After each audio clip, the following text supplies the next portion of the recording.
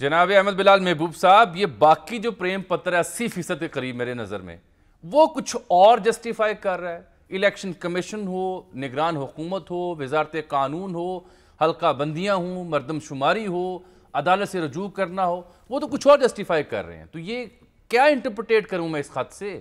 کیا پیغام دیا انہوں نے؟ بہت شکریہ. دیکھیے، صدر مملکت کا منصب ہم سب کے لیے انتہائی قابل احترام بلا ہے، شبہ جی.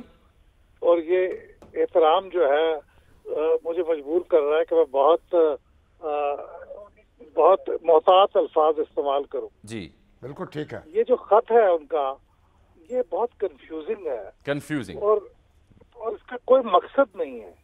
آپ یہ غور فرمائیے کہ آخری پیراگراف پہ جس سیکریٹریل زبان میں آپریٹو پیراگراف کہتے ہیں، اس میں صرف کیا کہہ رہے ہیں؟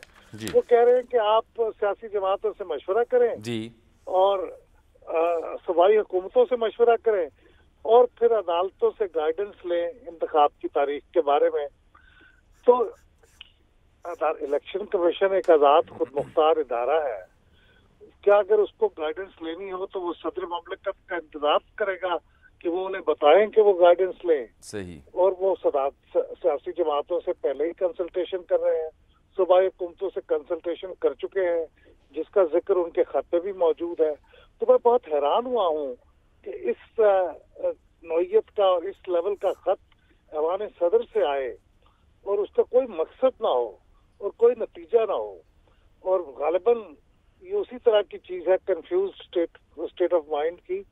جیسے انہوں نے دو قوانین پہ نہ تو یہ لکھا کہ میں اس سے ایگری کرتا ہوں، ایسنٹ دیتا ہوں، نہ اس کے اوپر کوئی اعتراض کیا اور خالی چھوڑ دیا. اور جب وہ قانون بن گئے تو انہوں نے کہا کہ میں نے تو اس پہ معافی مانگتا ہوں، میں نے تو اس سے کوئی سائن نہیں کیے تھے. تو وہ کنفیوز اسٹیٹ آف مائنڈ تھا، نہ وہ ہاں کر رہے ہیں نہ. تو یہاں بھی یہ جو خط لکھ رہے ہیں، بجائے اس کے اگر وہ سمجھتے ہیں کہ ان کا اختیار ہے جو کہ ان کا نہیں ہے، تو وہ لکھتے کہ میں یہ ڈیٹ دیتا ہوں. نہ انہوں نے وہ کیا ہے. تو انہوں نے گائیڈنس لینے کے لیے کہا ہے، تو الیکشن کمیشن اب مناسب سمجھے گا تو ان کی اس تجویز پہ عمل کر لے گا، نہیں سمجھے گا تو نہیں کرے گا. ورنہ اس خط کا کوئی میرے خیال میں مقصد نہیں ہے، اور اس سے صدر کے جو منصب ہے اس کی توقیر میں کوئی اضافہ نہیں ہوا اس خط سے میرے خیال. بلال صاحب، یہ صدر پاکستان کو اس وقت قانونی معاونت حاصل ہے ہمارے سابق چیف جسٹس جو ہیں لاہور ہائی کورٹ کے جسٹس زاہد حسین صاحب. بالکل، وہ بہت اعلیٰ پائے کے جج ہیں، وہ اعلیٰ پائے کے جج ہیں اور وہ قانونی مشیر ہیں صدر مملکت کے، اور جو پٹیشنز ان کے پاس پہنچتی ہیں ان کے فیصلوں میں معاونت کرتے ہیں. تو میرا خیال یہ مجھے سمجھ میں نہیں آ رہا کہ صدر صاحب نے ان سے بالا ہی بالا خط لکھ دیا یا انہوں نے اس کو آئین اور قانون کے سانچے میں ڈال دیا. میرا خیال تو یہ ہے کہ زاہد حسین صاحب تو انتہائی محترم نام ہے قانون کے اندر، اور وہ ان کی پتہ نہیں کیا رائے ہوگی، لیکن میرا خیال یہ ہے کہ یہ خط لکھنے میں سیاست کا عنصر شاید زیادہ غالب آیا ہے. اور غالباً وہ چونکہ ان کی سیاسی جماعت کا جس سے وہ متعلق ہے رہے ہیں، اس کا بہت دباؤ تھا ان کے اوپر. ان کے ایک سے زائد خط آ چکے ان کو کہ آپ کی تاریخ دینی ہے، تو اب ان کو کچھ نہ کچھ کرنا تھا.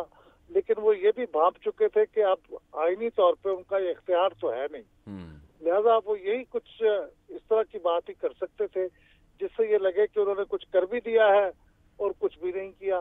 یعنی اس کے اندر کوئی مقصد ہی نہیں ہے. 2 صفحے کے خط میں کوئی معنی نہیں ہے. اور پھر شامی صاحب یہ غور فرمائیں کہ اس میں وہ 2 دفعہ ذکر کر رہے ہیں، شاید 2 سے زائد دفعہ، کہ بیک وقت تمام اسمبلیوں کا الیکشن ہو جائے. جی یہ تو اس وقت کوئی ایشو ہی نہیں ہے. یہ کسی زمانے میں ایشو تھا، اب تو یہ ایشو ہی نہیں ہے، اب تو سب کا اکٹھا ہی ہوگا. لیکن مجھے حیرانی ہوئی کہ وہ اس کا 2 دفعہ ذکر کر رہے ہیں اور اس بارے میں کوئی بات بھی کر لیں، گائیڈنس بھی لے لیں. تو اس لیے میں بہت حیران ہوں اور کسی حد تک پریشان بھی ہوں کہ ایسا خط بھی ایوان صدر سے آ سکتا ہے. تو پھر تحریک انصاف کی محبت میں مبتلا ہو کر انہوں نے خط تو لکھ دیا ہے، لیکن وہ جو غالب نے کہا ہے نا، کیا غالب نے کہا ہے، غالب نے کہا ہے خط لکھیں گے گرچہ مطلب کچھ نہ ہو. اچھا، ہم تو عاشق ہیں تمہارے نام کے.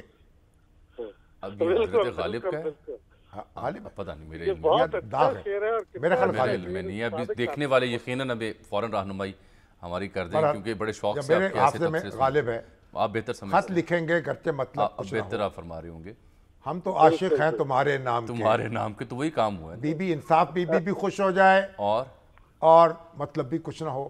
اچھا احمد صاحب، یہ جیسے آفیشیل سیکرٹ ایکٹ اور دوسرے ایکٹ کی آپ نے مثال بھی دی جو انہوں نے ٹویٹ کی صورت میں معذرت بھی کی، اور یہ بھی اعتراف کیا کہ یہ قانون بن چکا ہے، وہاں یہ نہیں لکھا کہ یہ میں نے دستخط نہیں کیے تو یہ قانون، یہ تاثر انہوں نے ہرگز نہیں دیا ہوا اس ٹویٹ میں، بلکہ تاثر یہ دیا ہوا ہے کہ جی میں معذرت چاہتا ہوں، یہ بن چکا ہے قانون، جو لوگ بھگتیں گے ان سے پہلے معذرت۔ وہ تو ہمارے صدر صاحب جو ہیں دیکھیں، وہ ہمارے عطا اللہ تارڑ اور ہماری جو مریم اورنگزیب، وہ کہہ رہی ہیں اب آپ عبوری صدر ہیں، ہاں جی آپ خالی کریں ایوان صدر۔ خالی نہیں، اب آپ تحریک، یعنی آپ کی مدت ختم ہو چکی ہے، اب اپنا کوئی اختیار ایکسرسائز نہیں کر سکتے۔ عرفان صدیقی صاحب نے کہا کہ بالکل ٹھیک شعر ہے، خط لکھیں گے گرچہ مطلب کچھ نہ ہو، ہم تو عاشق ہیں تمہارے نام کی، اور بالکل ہاں بالکل کہہ رہے ہیں شاہ صاحب درست فرما رہے ہیں، غالب ہے، میرا حافظہ یہ بالکل ٹھیک، میں نے یہ کہا درست فرما رہے ہوں گے۔ بات یہ ہے کہ صدر جو ہے نا وہ عبوری نہیں ہوتا،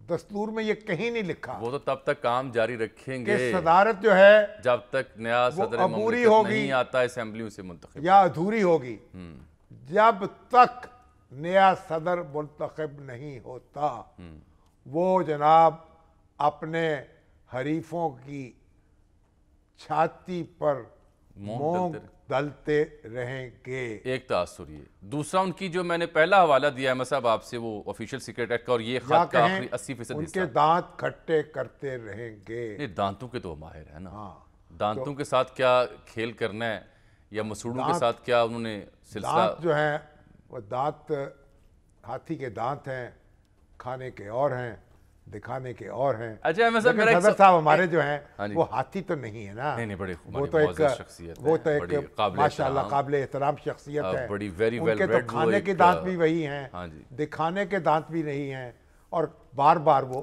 ٹوتھ پیسٹ کا استعمال کرتے ہیں، تلقین کرتے ہیں لوگوں کو کہ 4 مرتبہ 5 مرتبہ اپنا صاف کرنے چاہیے دانت، فلاس سے کریں چاہے ٹوتھ پک سے کریں یا برش سے کریں، دانت صاف کریں، اور وہ کہتے ہیں کہ اکثر بیماریوں کی جو بنیاد ہے وہ دانتوں کی ناصفائی ہے، تاکہ آپ بائٹ کر سکیں، آپ دندی وٹ سکیں۔ اچھا سر، آپ کہاں چلے گئے؟ احمد بلال صاحب، میں آپ سے عرض یہ کہہ رہا ہوں سر کہ چاہے وہ پرانا آفیشیل ایکٹ کے اوپر ان کا ٹویٹ یا ایک بیانیہ ہو یا اس معاملے پہ بیانیہ ہو، ان دونوں سے یہ جو تاثر ہے کہ اگر وہ کنفیوز ہیں یا انیبل ٹو ڈیل ود ہیں، تو کیوں وہ جڑے ہوئے ہیں ابھی تک منصب سے؟ خدا حافظ کہیں گھر جائیں کہ جی میں نہیں کر پا رہا، کیوں جائیں گھر؟ نہیں کیوں جائیں، ان کو پارٹی نے یہی کہا ہوگا، وہ پارٹی کی ہدایات کے پابند ہیں، اور خود بھی ان کو اختیار حاصل ہے کہ جب تک وہ چاہیں، جب تک نیا صدر منتخب ہو کے نہ آ جائے، وہ تو یہ نہیں کہہ رہے کہ میں ڈیل نہیں کر پا رہا، وہ تو ہم اس نتیجے میں پہنچ رہے ہیں، لیکن ان کی سیاسی جماعت کے جو انسٹرکشنز ہوں گے ان کے مطابق وہ چلیں گے۔